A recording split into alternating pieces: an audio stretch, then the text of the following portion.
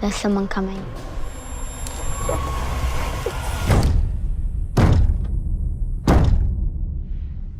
Who's coming? The man no one wants to meet. The Ashman. You bring it to life. What does the Ashman do? Don't be scared.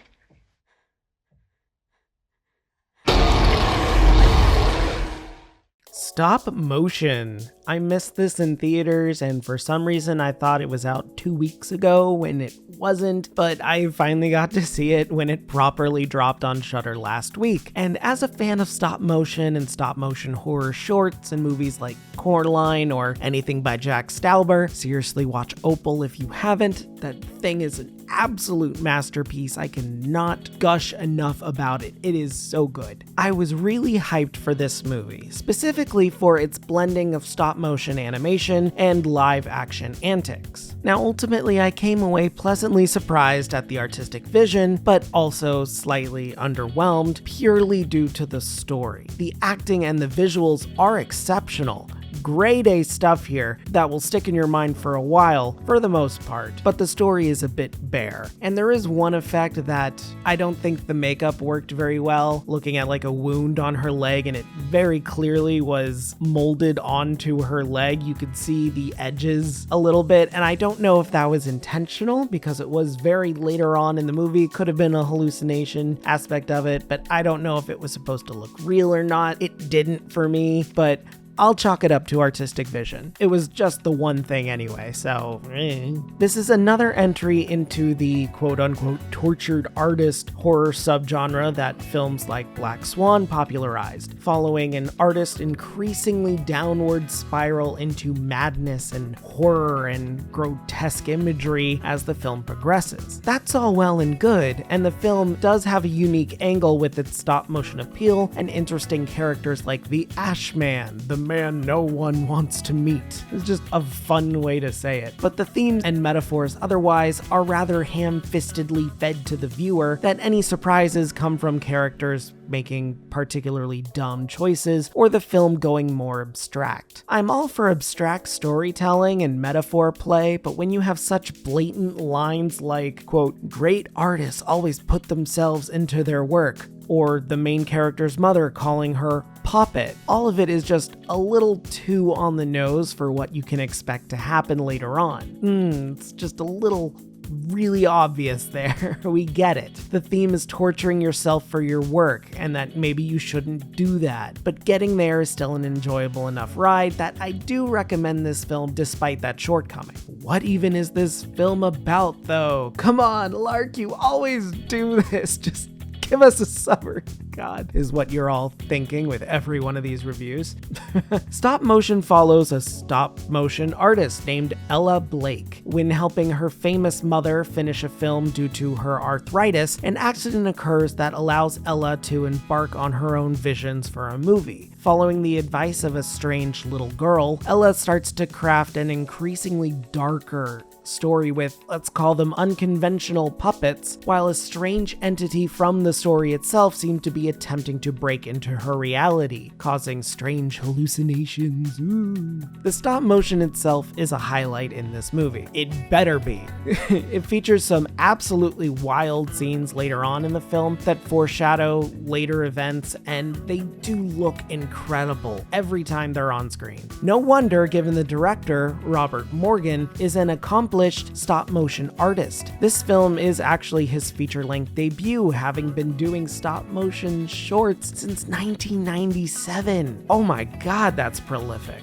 His directing style is also fantastic with this film. It looks amazing, from little details like the studio apartment matching the cabin in Ella's movie perfectly, to a dreamlike sequence later on that has a woman walking around with her eyes closed, but eyes are painted on her eyelids. It's a weird visual that really works for some reason. There's so much color everywhere, and it's a really fun film to just watch for the visuals alone. The acting, though, is fantastic. Again, apologies if I mispronounce any of these names, but Aisling Franciosi as Ella is tremendous. She brings such a vulnerability to the character and really fleshes her out in just her acting alone than the writing would otherwise allow. Her conviction and little emotional tweaks to her face in certain parts and conversations is just really good and subtle. It's just a joy to watch her. I'm excited to see her in more films. She's actually going to be in the upcoming Speak No Evil remake, which, oh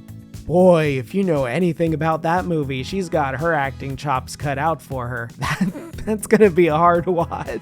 No other characters really matter all that much in this story, aside from, again, I apologize if I mispronounce this name, but Kaolin Springle, who plays a character called the Little Girl. She has a great energy to her that makes her just a lot of fun to watch and somehow doesn't overstay her welcome even when it becomes incredibly obvious what her character actually is. No spoilers, even though it's painfully obvious very early, and that's my big problem with this movie actually. Everything else is fantastic and done so well, but the story is just so It's nothing we haven't seen before. It's not challenging to understand in the least. It's artistic and ends on a cool artsy note, but so did Black Swan. So did Perfect Blue. The only standout factor here is the stop motion animation and visuals. That's fine. I love visuals like this, but the story is too obvious with its foreshadowing and meaning that it ends up dragging the entire plot down, which is a pain in the ass. Plus, a couple characters are just so rude for no reason other than to antagonize Ella and force her further down her dark path, which, okay, yeah, that's a classic trope, but you could do something more interesting with it. Like in Black Swan, a lot of it is the character's own anxiety and thoughts messing with reality, but in this movie, just for example, one lady tries to be nice and ends up copying Ella's ideas and plagiarizing her and just assumed that Ella wouldn't be mad about that.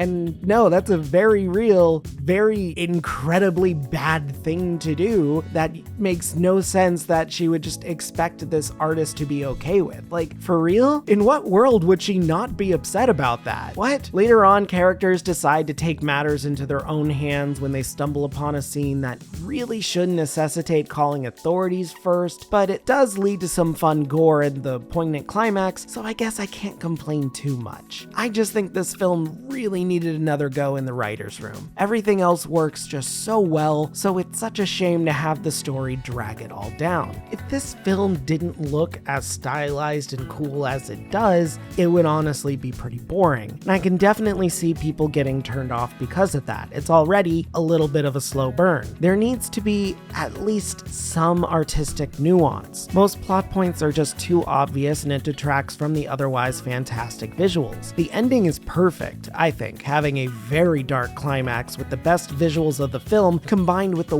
wonderful visual metaphor showing Ella's reality even when stuck firmly in her mental reality. You'll understand when you see it. It's a great ending, but I still wanted more. In my mind, I keep comparing this film to Black Swan, and I think that stop motion does take a lot of inspiration from that film. The tortured artist, the insane visuals, the hallucinations and spiraling into madness. It's all there and all unique, but I do think Black Swan did it best, especially with the body horror elements later in that film. Stop motion is still a good movie, don't get me wrong, and it's visually distinct and different from Black Swan, so it's not watching the same movie. A lot of the beats are just very similar. I think that stop motion just needed a little more time to write out proper metaphors and less paint-by-numbers story beats. Some of that obvious metaphor and foreshadowing dialogue really needed a change too, because it was just way too obvious, and come on, it just takes a lot of the oomph factor out of it. That's how I'd improve the movie anyway. In the end, I'm still very excited to see what Morgan does next with his movies, if he keeps with the stop motion live action hybrid or not. I really think that played off very well with this film's strengths, so I guess we'll see. Overall, stop motion is a flawed yet enjoyable piece of art house horror that never goes as far as I wish it did, and is held back a bit too much by a blessed story and dialogue that would have benefited from another go in the writer's room, but I think it's more than worthy of a watch. Definitely check it out if you haven't yet, it's on Shudder, and hey, if you like these kind of films, there are plenty of stop motion horror films and shorts that are out there that just are so cool, and this is just the tip of the iceberg here. I think it's a good starting point. It's not too gory, it's not very gory, and like I said earlier in the review, that one scene did look a little fake, but who knows? I think it might have been intentional. Ultimately, stop motion gets a 7.5 out of 10 from me.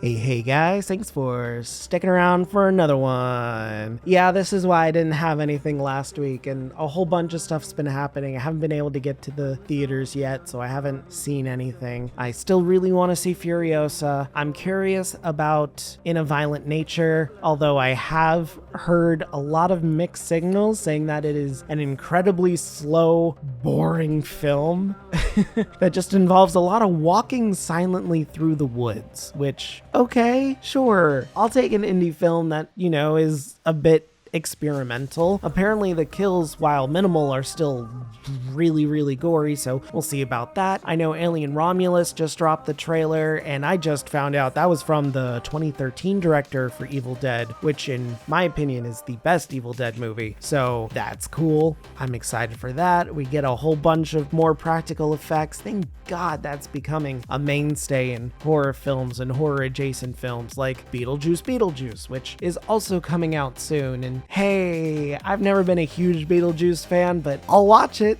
I'm excited. And like I said, we have that Speak No Evil remake, which, oh boy, if you know the story of the original, then I'll have more to talk about that. That comes out in September, so we got plenty of time before then. Anyway, what did you guys think of this movie? Do you think it was unique? Do you think it didn't go far enough? Do you think it needed to fix something, or do you think it was perfect the way it is? Let me know in the comments below. After that, don't forget to like the video, subscribe, ring that bell so you don't miss a video, and yeah, that's it. Have a great day, and if you're not, have a better one. See ya.